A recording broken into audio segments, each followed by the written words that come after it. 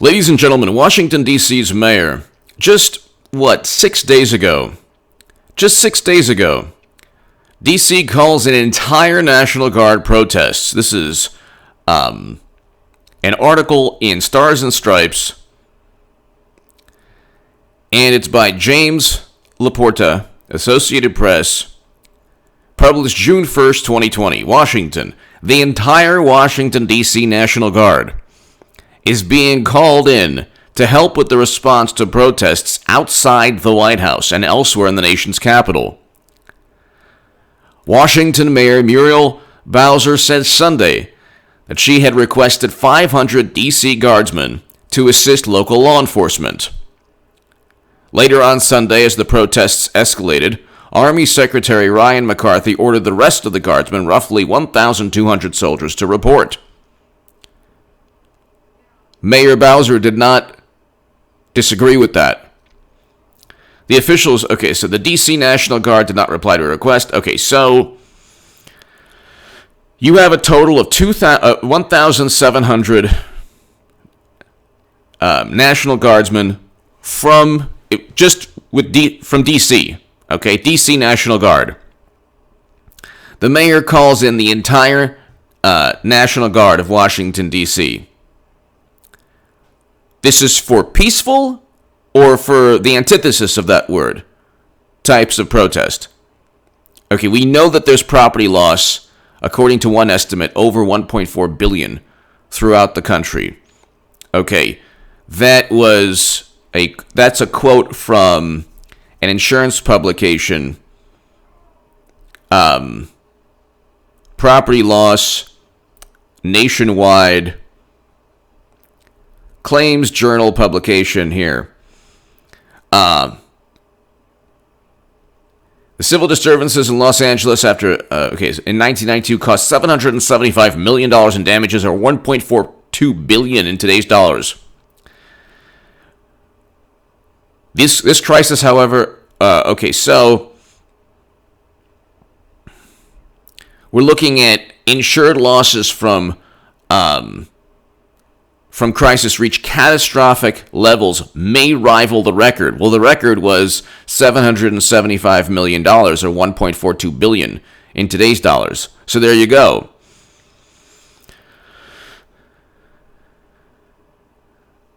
We have 25 cities. So whereas in 1992 it was confined to one city primarily, we have 25 cities. So it's very likely going to be past $1.42 billion in property damage. And then you have a courageous and heroic and noble man, David Dorn, a 77-year-old former police captain, a black man who was defending his friend's business, and his life was taken from him at 2:30 in the morning. And so the left doesn't seem to, Democrats don't seem to, media doesn't seem to, they don't seem to want to discuss the loss of life. There's also about 15 people who've lost their lives.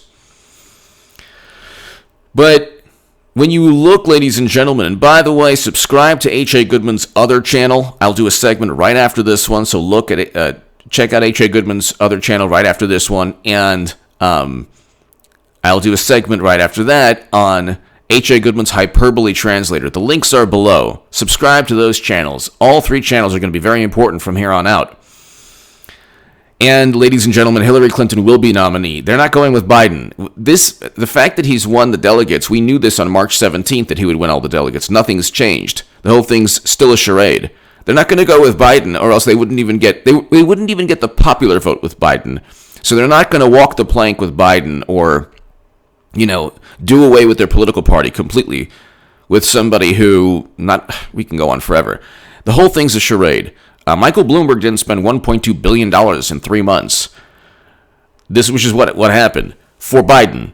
It's a political machine. The patronage is alive and well. Madam Secretary is going to be nominee again. She's the only chance they have. She'll lose again, but then she'll write another book. What happened this time? Whatever.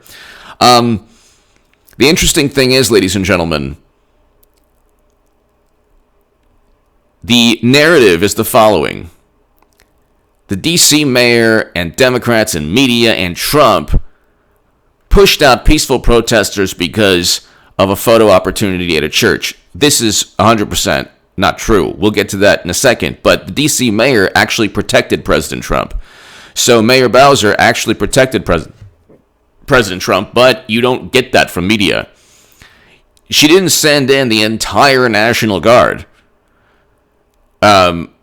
without the intent of protecting the White House, or at least protecting the areas around the White House.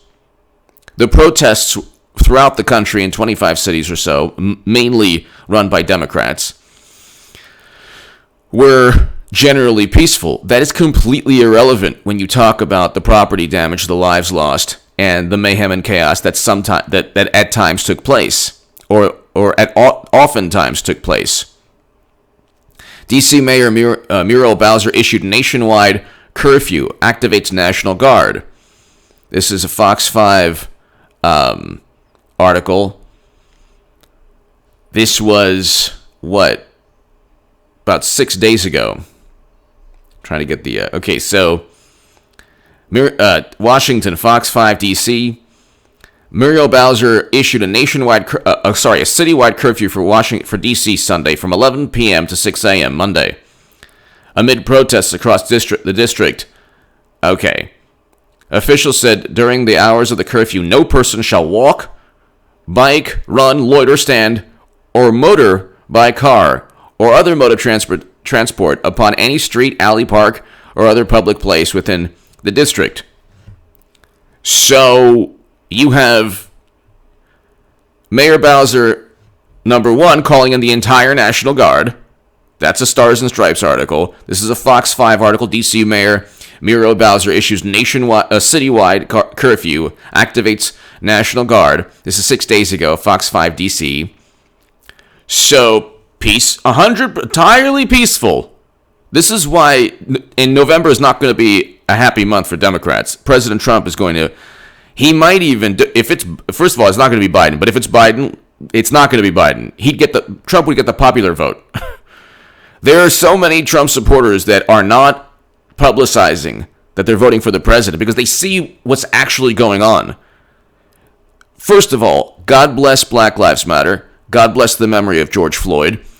And God bless the memory of Eric Garner.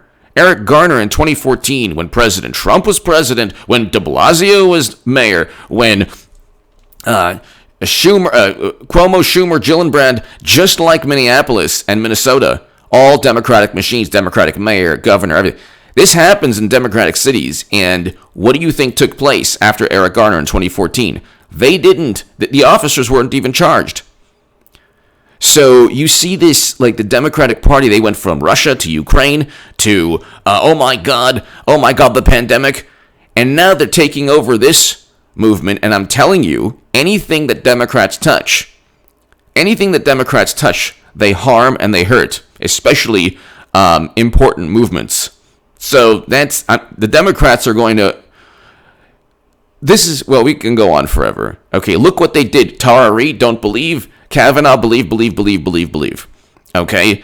Russia, but it's okay if Madam Secretary buys a Steele dossier. Well, by the way, Clinton purchased a Steele dossier, not for Biden. Okay, the last 3 years was not for Biden. Something's going to happen. I don't know what it is, but something's going to happen to pave the way for Biden to hand the baton or hand the nomination to Madam Secretary. Hillary Clinton's the only chance they have. But you have the D.C. mayor issuing a citywide curfew. So you have a citywide curfew. You have over $1.4 billion in property damage throughout the country. Millions in property damage, very likely in D.C. You have a church that was right before the media spin changes, NBC Washington. This is by Sophia Barnes, published June 1st, 2020. Historic church near White House damaged amid unrest. Leaders pray for healing. St. John's Church, known as the Church of the Presidents, was damaged after peaceful protests near the White House took a destructive turn. So it was set ablaze. So, they cannot, there's no way they can spin this. But they do. Now, you look at what took place. The National Park Service, they're trying to spin the protesters being dispersed into like the biggest crime against humanity. It was 15 minutes before the curfew that Mayor Bowser imposed, where you couldn't even walk on the sidewalk because everything's so peaceful. There needs to be a curfew, and there needs to be all of the D.C. National Guard. We're going to get in a second to the National Guard from Utah and Maryland and other states, because there's like 5,000 National Guard in D.C. because it's so safe. So you have 5,000, around thousands of National Guards soldiers in Washington, D.C., and you have a curfew from the mayor because it's so safe, because it's so peaceful. See, that doesn't mean that there isn't peaceful protest. That means that oftentimes it becomes quite destructive. And that's not President Trump's fault. That's not the fault of President Trump. But statement from the Washington, D.C. Park Police Acting Chief Gregory T. Monahan about the actions taken over the weekend to protect life and property, June 4th. So this was what took place. This is the reason why President Trump dispersed the crowd. It wasn't for a photo op. He happened to take the photo after the crowd was dispersed. But again, I don't even understand any president that wants to take a photograph and the police say, please go ahead, or the National Guard say, please go ahead, please disperse, 3 times. Why haven't they dispersed? Okay, so the president. So if it was President Obama or any other president that Democrats are okay with or media's okay with, this would be a life and death issue. This would be the biggest issue of all time. How about coming back to the location after the photo was taken? I don't get this like psychosis. But here it wasn't peaceful. The United States Park Police is committed to the peaceful expression of First Amendment rights. However, the past weekend demonstrations at Lafayette Park and across the National Mall include activities that were not part of peaceful protests, which resulted in injuries to United States Park Police officers in the line of duty, the destruction of public property, and the defacing of memorials and monuments. Oh, isn't that nice? So there's graffiti on monuments. During 4 days of demonstrations, 51 members of the United States Park Police were injured. Of those, 11 were transported to the hospital and released, and 3 were admitted. So 11 people sent to the hospital.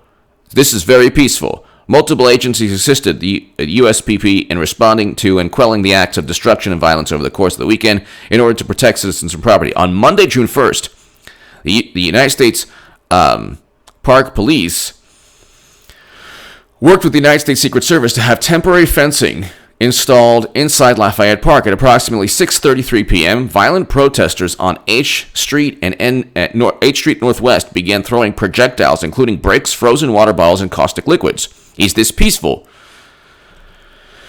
This is from, you can look this up, a statement from the United States Park Police Acting Chief Gregory T. Monahan about the actions taken over the weekend to protect life and property, June 4th, 2020. Okay, the National Park Service website. Okay. At approximately 6:33 p.m., violent protesters on H Street Northwest began throwing projectiles, including bricks, frozen water bottles, and caustic liquids. The protesters also climbed onto a historic building at the north end of Lafayette Park that was destroyed by arson days prior. Why was there, are they referring to, why was there, by the way, that's not a reference to, that can't be a reference to the church, but if there's a building destroyed by arson, I mean, my God. Intelligence had revealed calls for violence against police, and officers found caches of glass bottles, baseball bats, and metal poles hidden along the street. This is not like the average American sees this. The media and Hollywood and Democrats can use the word peaceful a million times every single day. The insurance companies know what peaceful is. The black-owned businesses that were destroyed. I mean, that is if the logic is, well, this is anger from systemic injustice. Well, then who is going to address the anger and frustration and sadness of black people who owned businesses that were destroyed by protesters. What do they get to do? Do they get to go to the businesses or to the, do they get to try to ruin the lives of the protesters? How does that work? How does this warped Alice in Wonderland morality, like warped dystopian morality work? How does that work? The morality that, well, things have to be completely dismantled and destroyed and burnt up because of, systemic injustice. But then what happens to the people whose lives were altered forever because of this? How do they vent their frustration and anger? How does that work? So, the left hasn't thought this through in terms of it's only one way. The venting and the anger and the frustration is directed one way towards anything the protests they're fine. Protest is great, but peaceful. It actually says that in the Constitution. Peaceably assemble. Once you get So to curtail the violence that was underway, the USPP followed established policies, issuing 3 warnings over a loudspeaker. So 3 warnings is enough. 3 warnings is enough. After 3 warnings, this happens in every city. The notion that this happens, I've seen this also, like after sporting events, and if the police say, please leave, it's not good. Whatever comes after that is not good. Don't test the police after they say 3 times. But then issued warnings 3 times over the loudspeaker to alert demonstrators at H Street to evacuate the area. House-mounted patrol, civil disturbance units, and additional personnel were used to clear the area. As many of the protesters became more combative, continued to throw projectiles and attempted to grab officers' weapons. Officers then employed the use of smoke canisters and pepper balls. So you have the issue of the D.C. mayor protected President Trump. That's the way it is. Now she's saying, and then now she's saying, oh well, you know what? We want all the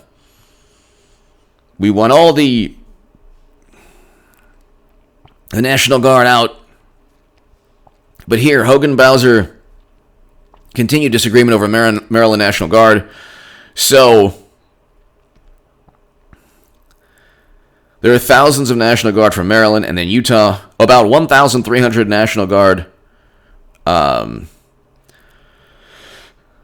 been serving. And then there's thousands from Utah as well. And then you get the fact check. No, D.C. Mayor Bowser did not evict National Guard National Guard members from Marriott Hotel.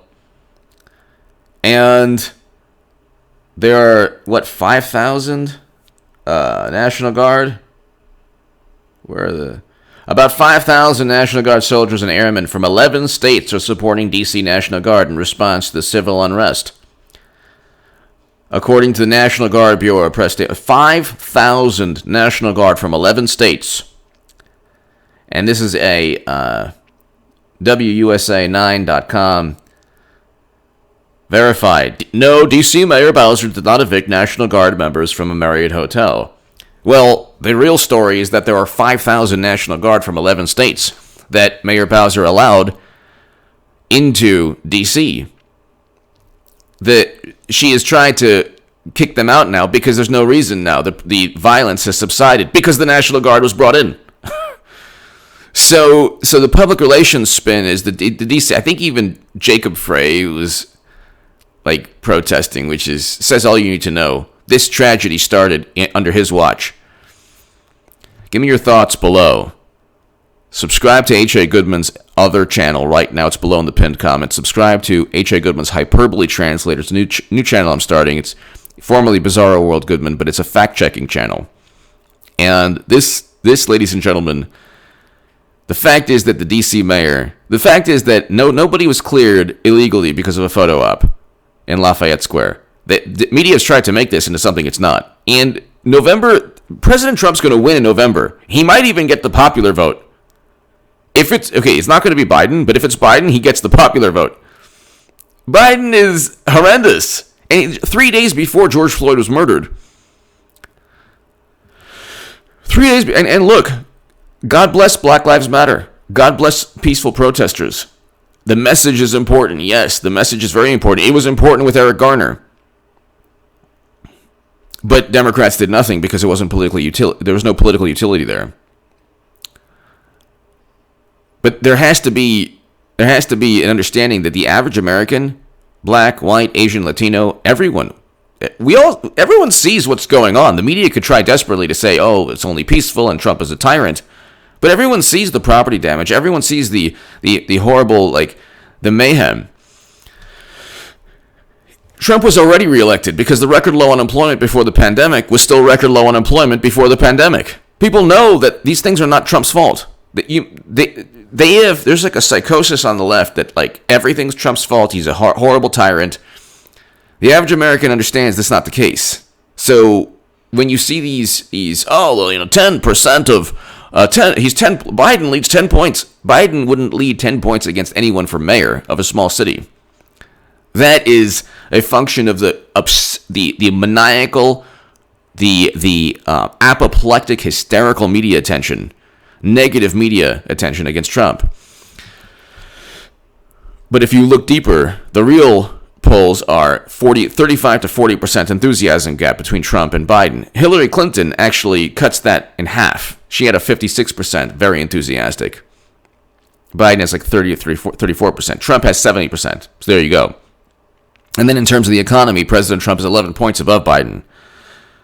So they can try, but they'll fail. Whether it's not going to be Biden, but they would lose even the popular vote with Biden. With Clinton, they'll still get the popular vote again. And then they could just harp for 3 years that some other country or some extraterrestrial from another solar system stole it from them. Give me your thoughts below. Subscribe to the other channels below. I will be having a live stream around 2 p.m. Pacific, 2:30 p.m. Pacific today. Thank you.